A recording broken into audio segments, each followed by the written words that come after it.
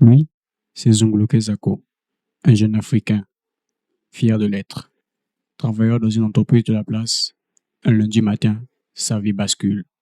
Quand un matin, son ami lui envoie un message lui disant: Mais qu'est-ce que tu as publié sur ton compte Instagram? Zunguluke étonné se pose la question: Mais de quoi parle-t-il? Son ami lui envoie des photos qui ont été publiées sur son compte. Zunguluke se défend en disant: Mais ce n'est pas moi, je ne l'ai pas fait. Il essaie de se connecter, rien à faire. Le mot de passe a été changé. Il se rend compte qu'il vient d'être piraté. Il essaie de s'expliquer auprès de ses proches, mais rien à faire. Le mal est fait. Son image écorchée, le témoignage sali. On apprendra quelques temps après qu'il avait perdu son boulot et qu'il a pensé au pire. Sa bêtise, avoir été négligent dans le choix de ses identifiants de connexion. Son adresse mail connue et son mot de passe Zako 1979. Bonjour à tous. Alors, je me présente, je suis Djevi Imer Mantala. Je suis professionnel en informatique et spécialisé dans la cybersécurité. Alors, évidemment, l'histoire que vous venez de voir est une histoire fictive, mais elle illustre l'un des côtés sombres d'une des plus grandes réussites de notre génération, le numérique. Alors, cette vidéo est la première d'une suite de plusieurs vidéos dans lesquelles nous allons parler de comment se comporter en ligne, comment se protéger en ligne afin de ne pas se retrouver dans la situation de notre cher Zulu Zako. Alors, si vous voulez rien manquer de cette épopée extraordinaire dans laquelle nous nous lançons, alors je vous invite à liker, à commenter et à partager. Sur ce, let's go.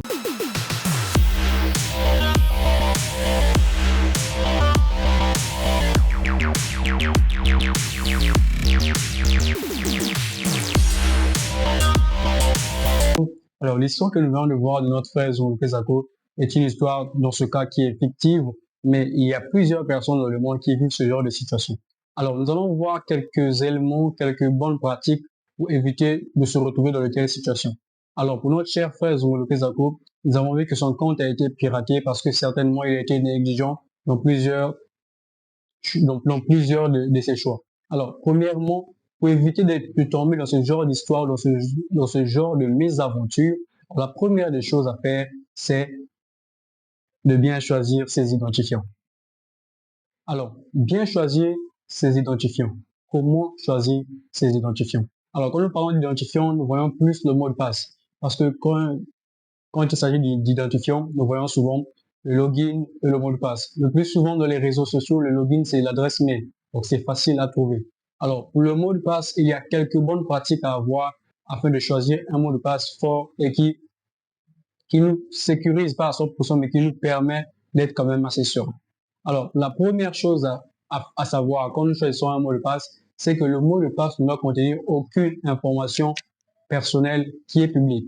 Alors, je m'explique. Alors, dans le cas de notre frère Zunguluke Zako, nous avons vu que son mot de passe était Zako 1979.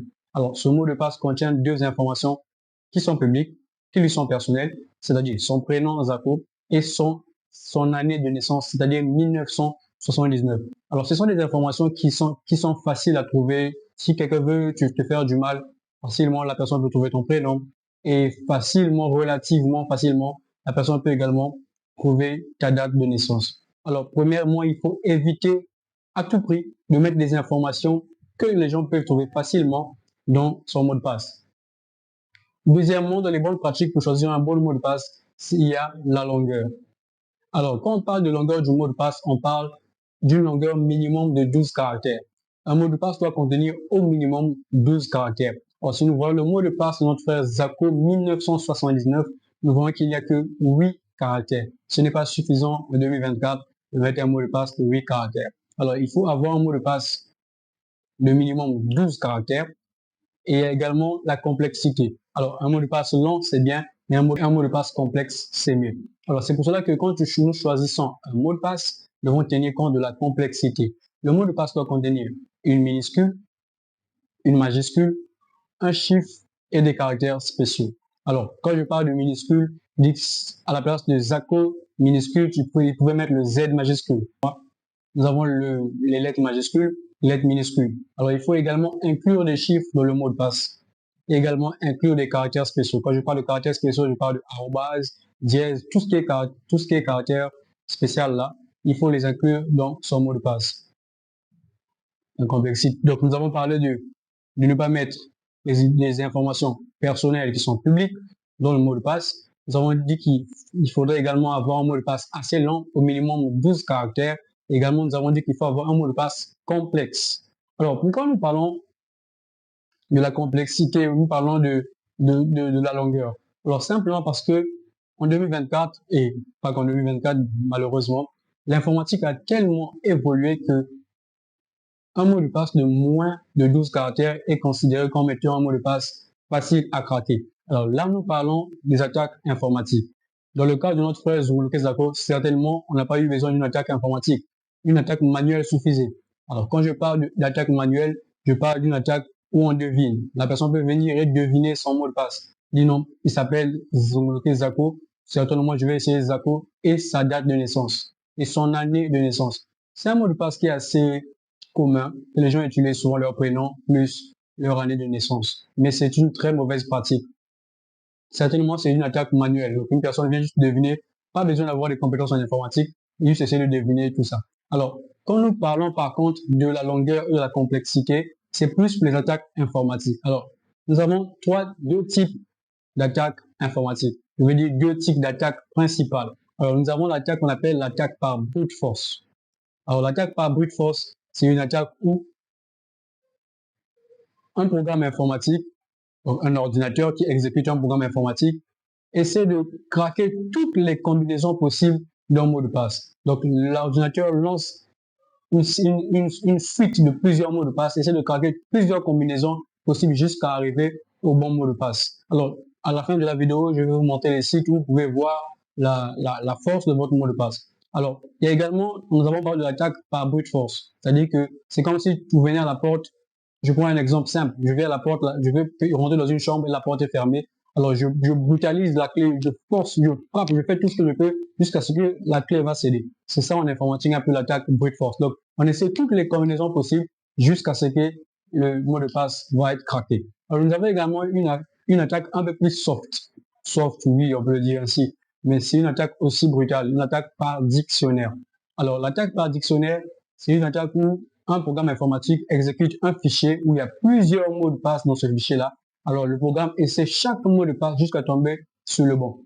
Alors, ce genre de fichier, ça existe sur Internet, malheureusement, parce que les gens ont l'habitude d'utiliser les mêmes mots de passe. Alors, il y a ce genre de fichier sur Internet qu'on peut télécharger facilement. Alors, un fichier qui contient les mots de passe les plus communs et puis on met dans le programme informatique qui exécute tous ces mots de passe jusqu'à tomber sur le bon mot de passe. Donc, pour lutter contre ces attaques informatisées, nous avons la longueur et la complexité. Alors, Zoulouké Zako aurait pu faire une chose de plus, ce qu'on appelle une couche supérieure de sécurité. Cette couche supérieure de sécurité est appelée l'authentification à multifacteur. Alors, quand nous parlons d'authentification à multifacteur, comme je l'ai dit, c'est une couche de sécurité supplémentaire que nous ajoutons sur notre couple login mot de passe. Alors, je m'explique. Nous avons le couple login mot de passe habituel. On met le login qui est souvent l'adresse mail, on met le mot de passe et puis on se connecte. Maintenant, quand on active le multifactor authentication en anglais ou l'authentification à multifacteur, quand on l'active, bien qu'on se soit connecté, qu'on ait inscrit notre mot de passe, on doit confirmer en fournissant une information. Alors, quand on parle d'authentification à multifacteur, nous avons trois types d'informations. On a something you know, something you have, something you are. C'est-à-dire en français, something you know, quelque chose que tu connais. Something you have, quelque chose que tu as. Et something you are, quelque chose que tu es. Alors, quand on parle de quelque chose que tu connais, something you know, ça peut être le mot de passe. Tu connais ton mot de passe. Alors, tu inscris ton mot de passe. Ensuite, on te demande un deuxième facteur, c'est-à-dire une couche supplémentaire de vérification, une vérification supplémentaire. Alors, ça peut être something you have. Something you have, ça peut être un code, par exemple, quand tu te connectes par mot de passe et puis le réseau, le site sur lequel tu te connectes t'envoie un message ou un message sur ton téléphone où il y a un code que tu dois inscrire. Donc, c'est la deuxième vérification. C'est something you have, un code que tu as reçu. Maintenant, il y a également something you are, quelque chose que tu es. Ça peut être, le plus souvent, ce sont des données biométriques. Ça peut être ton empreinte digitale. Donc, tu te connectes par mot de passe et puis tu ajoutes ton empreinte digitale. Ou bien, tu te connectes par mot de passe et puis tu ajoutes ton iris, par exemple. Alors, ce sont des couches de sécurité supplémentaires. Alors, la bonne pratique est de toujours activer l'authentification à multifacteur. Donc, quand sur le site sur lequel vous avez créé un compte, vous avez la possibilité de l'activer, vous devez toujours l'activer. À la fin de la vidéo, je vais vous montrer comment activer, par exemple, sur Google. Je vais également essayer de le faire sur Facebook, sur les sites les plus communs pour vous montrer comment activer l'authentification à multifacteur. Ça aide dans le cas où même votre mot de passe a été craqué, quelqu'un a eu accès à votre mot de passe, la personne va se connecter, mais il va falloir que la personne inscrive le code ou le jeton reçu, par exemple, par message. Si la personne n'a pas votre téléphone, la personne ne pourra pas recevoir ce message et donc ne pourra pas se connecter définitivement. Nous avons parlé de tout ça. Il y a également quelques conseils que je peux vous fournir lorsqu'il s'agit de le cyber, dans le monde cyber. Premièrement, il faut éviter les réseaux publics. Alors, pourquoi éviter les réseaux publics? Alors, il y a des gens qui disent que sur un réseau public, il y a toujours la possibilité d'activer un VPN. Le réseau public n'est jamais sécurisé. Ne jamais, c'est le conseil que je donne toujours, ne jamais se connecter sur un réseau public. Un réseau dont on ne sait pas qui gère ce réseau-là. Tu te connectes dans un aéroport, tu ne connais pas qui gère ce réseau-là et tu ne connais pas lesquels et qui est connecté sur ce réseau-là.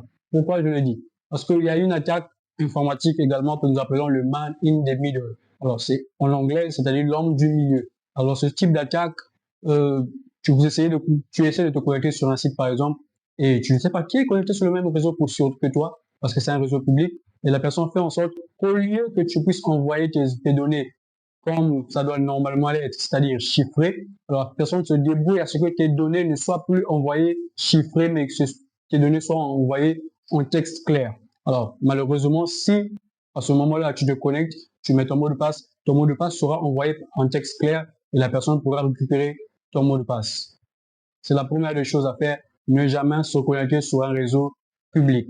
Alors, la deuxième chose à faire, c'est limiter le nombre de périphériques sur lesquels vous vous connectez. Alors, par exemple, tu as un compte Facebook ou tu as un compte Instagram, tu as un compte YouTube et tu veux, voilà, tu n'as peut-être plus de connexion sur ton téléphone et tu veux te connecter sur ton compte, sur le téléphone d'un ami, d'un pote qui a des mégas, je vais dire, qui a des données mobiles. Alors, tu te connectes sur son téléphone et malheureusement, tu oublies de te déconnecter. Alors, au fur et à mesure que tu te connectes sur plusieurs téléphones, il va y arriver que tu oublies de te déconnecter, ton compte peut rester lié à ce téléphone-là et la personne peut être mal intentionnée et pouvoir entrer dans ton compte et récupérer des informations, peut-être modifier les informations, modifier le mot de passe comme l'avons vu avec l'histoire de notre frère Zongloké Zako. Alors, le troisième conseil que je peux fournir, c'est garder ses profils privés. Alors, pourquoi garder ses profils privés? Parce que en tant qu'informaticien, en tant que, voilà, je suis également je suis de la cybersécurité, je suis également dans, comment dire ça, dans l'ethical hacking, donc le hackage éthique pour voir les faiblesses d'un système. Alors, il y a beaucoup d'informations que nous trouvons facilement. Alors, c'est simple, je peux juste aller sur ton compte Instagram, je rentre dans ton compte Instagram, je vois toutes les informations qu'il me faut pour essayer de te faire quelque chose qui va nuire certainement à ton image. Alors, je peux aller vous prendre tes photos, voir les identifiants, voir ta date de naissance, voir le nom de ton chat, le nom de tes parents. Alors, toutes ces informations-là, quand je les mélange, quand je les assemble, ça peut me donner beaucoup plus d'informations sur la personne que je cible. Alors, il est recommandé, et je le recommande personnellement, de toujours garder son profil privé et de ne laisser accès qu'aux personnes qui doivent voir notre profil. Si on est sur Facebook, on veut que ce soit que nos parents puissent voir ou que nos amis très proches, alors on limite notre profil à nos amis très proches pour éviter que tout le monde, voilà, peu importe qui vient sur le réseau social, puisse voir notre profil. Alors, le quatrième conseil que je peux donner, c'est ne pas utiliser le même mot de passe sur plusieurs sites. Alors, tu as un compte Google, tu as un compte YouTube, tu as un compte Instagram, tu as un compte Facebook, tu utilises le même mot de passe. Alors, si ton compte Google tombe, tous les autres comptes peuvent tomber parce que le pirate, si c'est toi qui es ciblé, le pirate peut trouver ton mot de passe sur Google et essayer le même mot de passe sur les autres sites internet et tout peut tomber. Alors, donc, il faut éviter le plus possible d'utiliser le même mot de passe sur plusieurs sites. Alors, vous me direz que c'est plus facile à retenir, mais ou bien que c'est pas possible de créer, c'est difficile, autant pour moi, de me retenir plusieurs mots de passe sur plusieurs sites web. Alors, c'est là où vient le cinquième conseil, utiliser le gestionnaire de mots de passe. Alors, c'est quoi un gestionnaire de mots de passe? Un gestionnaire de mots de passe est un logiciel qui vous permet de sauvegarder vos mots de passe. Alors, donc, vous avez plusieurs sites web, vous avez plusieurs mots de passe, vous les sauvegardez dans ce gestionnaire de mots de passe et vous avez un seul mot de passe super compliqué que vous utilisez pour entrer dans ce gestionnaire-là. Alors, donc, ce gestionnaire est comme une boîte où vous prenez vos mots de passe, vous mettez à l'intérieur et puis vous fermez la boîte à clé. Alors, la clé, c'est le seul mot de passe que vous devez connaître. Et quand vous avez besoin de vous connecter sur un site, vous ouvrez le gestionnaire, vous ouvrez la clé en quelque sorte de la boîte, vous ouvrez la boîte avec la clé, c'est-à-dire vous déverrouillez le gestionnaire de mots de passe et vous retrouvez vos mots de passe. Il y a deux types de gestionnaire de mots de passe. Il y a les gestionnaires de mots de passe offline, alors c'est-à-dire c'est un logiciel que vous installez sur votre ordinateur, vous stockez vos mots de passe, mais également les gestionnaires de mots de passe online. C'est-à-dire que sur votre navigateur, vous l'installez. Je vais certainement vous donner à la fin de la vidéo quelques les gestionnaires de mots de passe les plus utilisés. Alors, le gestionnaire de mots de passe online, vous l'installez sur votre ordinateur, sur votre navigateur web. Alors, quand vous essayez de vous connecter sur un site, par exemple, et vous créez, d'abord, vous installez le gestionnaire de mots de passe, vous vous connectez, vous créez un compte. Alors, quand vous essayez de vous connecter sur un site, par exemple, le gestionnaire vous demande si vous voulez stocker ce mot de passe-là dans le gestionnaire. Alors, vous acceptez oui. Alors, une fois que vous voulez vous reconnecter sur le site, vous n'avez qu'à saisir le seul mot de passe du gestionnaire. Et puis, le gestionnaire va remplir le mot de passe qui convient ou qui est lié à ce site-là. Vous pouvez enregistrer plusieurs sites dans le gestionnaire de mot de passe. À chaque site, le gestionnaire de mot de passe saura que ce site-là est lié à ce mot de passe-là. Alors, c'est ça là, voilà quelques conseils que je peux vous donner concernant être safe en ligne, c'est-à-dire se protéger en ligne. Alors, dans la suite, nous allons parler de plusieurs autres moyens de vous protéger en ligne. Comme je l'ai dit, c'est juste la première vidéo. Nous verrons d'autres vidéos qui suivront, qui nous aideront pour nous et pour ceux-là qui sont pas très techniques en informatique. Cette série de vidéos, elle est faite pour vous donner quand même, pour essayer de simplifier au maximum ce qui se passe sur le numérique. Alors, sur ce, je vous souhaite une très bonne journée et prenez soin de vous, surtout prenez soin des vôtres. À nous revoir à la prochaine vidéo. Alors, pour vous démontrer ce que je vous ai promis, c'est-à-dire pour vous démontrer comment vérifier la force de son mot de passe, pour vous démontrer comment télécharger un gestionnaire de mot de passe, je vais vous demander de me rejoindre sur mon ordinateur. Alors, rejoignez-moi sur mon ordinateur, je vais vous montrer exactement comment vérifier la force de son mot de passe, comment vérifier choisir le gestionnaire de mot de passe. Le site que je vais vous montrer sur comment vérifier la force de son mot de passe, ce site est appelé Password Monster. Alors, Password Monster, c'est un site, ça sont des publicités. C'est un site où, voilà, le site c'est www.passwordmonster.com. Alors, vous tapez juste votre mot de passe et puis il vous montre à combien de temps il faut en un ordinateur pour pouvoir craquer ce mot de passe. On va faire un test. On va dire test. On voit que le mot de passe test, laisse-moi afficher. Le mot de passe test, il nous fait juste, même pas une seconde pour que l'ordinateur puisse craquer ce mot de passe. On dit very weak, très faible. Alors, on va essayer. On va ajouter des chiffres. Test 1, 2, 3. On voit qu'il faut 0,01 seconde pour que le mot de passe soit craqué. Alors, on va essayer 12 caractères. Là, nous avons 1, 2, 3, 4, 5, 6, 7 caractères. Nous allons ajouter 5 autres caractères. Donc, 4, 5, 6, 7, 8. Nous voyons que ça ne change rien du tout. Nous sommes toujours à 0,01 seconde pour craquer ce mot de passe-là. Alors, là, on va ajouter des majuscules. On va ajouter des majuscules. Là, toujours 0,1 seconde. On va ajouter également arrobase. On voit que c'est un mot de passe qui est très facile à craquer. On nous dit very weak facilement. Alors, on va prendre le mot de passe de notre frère Zako. On va dire Zako 1979. Alors, on voit qu'il faut à peu près 50 minutes pour craquer ce mot de passe. Simplement 50 minutes pour craquer ce mot de passe. Donc, si celui qui a craqué son compte a utilisé une attaque informatique, il lui a fallu à peu près 50 minutes pour pouvoir craquer ce mot de passe. C'est pas assez. Alors, si on change, par exemple, on vient, on met Z majuscule, on voit que déjà, on monte à 2 heures. Il faut 2 heures pour craquer ce mot de passe-là. Alors, on a une majuscule, on a des minuscules, on a des chiffres. On va essayer d'ajouter un caractère spécial. On va ajouter arrobase. On voit qu'on monte à 23 heures pour pouvoir craquer ce mot de passe-là. Alors là, nous avons 1, 2, 3, 4, 5, 6, 7, 8, 9. Nous avons 9 caractères. Alors nous allons essayer d'ajouter 3 autres caractères pour atteindre la barre de 12 caractères. Nous allons essayer un truc, par exemple, on va lui mettre EWF. Et on voit très bien qu'il nous faut 23 siècles. 23 centuries. 23 siècles pour pouvoir craquer ce mot de passe. C'est quasiment incraquable, ce genre de mot de passe. On voit à quel point mélanger des caractères, des majuscules, des minuscules, des chiffres et des caractères spéciaux peut rendre notre mot de passe très fort. Alors, il y a également un autre site qu'on peut visiter, Have I Been Pound. Alors, c'est un site qui permet de voir et de vérifier si votre mot de passe ou si votre compte a été retrouvé dans la liste des comptes qui ont été piratés. Alors, c'est un site qui regroupe, qui met à jour un fichier qui contient la liste des comptes qui ont été piratés en ligne. Alors, par exemple, je vais prendre l'adresse mail de la chaîne Dimension Soft.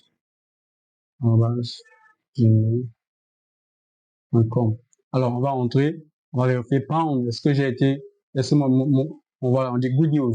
Alors, il n'y a pas encore, ou il n'y a pas de fuite de données dans laquelle, ou dans cette fuite-là, il n'y a pas mon compte. Donc, mon compte n'a pas encore été concerné par une fuite de données ou un piratage quelconque. Alors, c'est un site important, vous pouvez venir voir si vos identifiants sont toujours safe.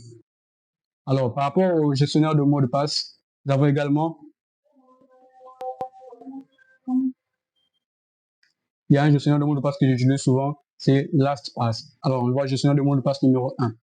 Alors, LastPass est un gestionnaire de mots de passe populaire qui aide les utilisateurs à stocker et à gérer leurs mots de passe. Alors, c'est simple, vous cliquez, vous entrez, obtenez LastPass gratuitement. Vous créez un compte, vous mettez votre adresse mail, vous mettez le mot de passe maître. Alors, ce mot de passe maître, c'est le mot de passe qui vous permet d'ouvrir le logiciel LastPass. C'est dans ce logiciel que vous allez stocker tous vos autres mots de passe. Donc, le mot de passe que vous aurez à maîtriser, c'est ce mot de passe maître. Ça doit être fort. Ça doit être le seul mot de passe que vous aurez à maîtriser. Et quand vous voudriez vous connecter sur un autre site que vous avez enregistré dans LastPass, vous n'avez qu'à saisir votre mot de passe maître et LastPass va simplement comme un grand, remplir remplir vos identifiants, c'est-à-dire votre login et votre mot de passe sur le site concerné. Là, n'oubliez pas de liker, de commenter et de partager la vidéo. Ça donne de la force. Merci, au revoir, ciao, ciao.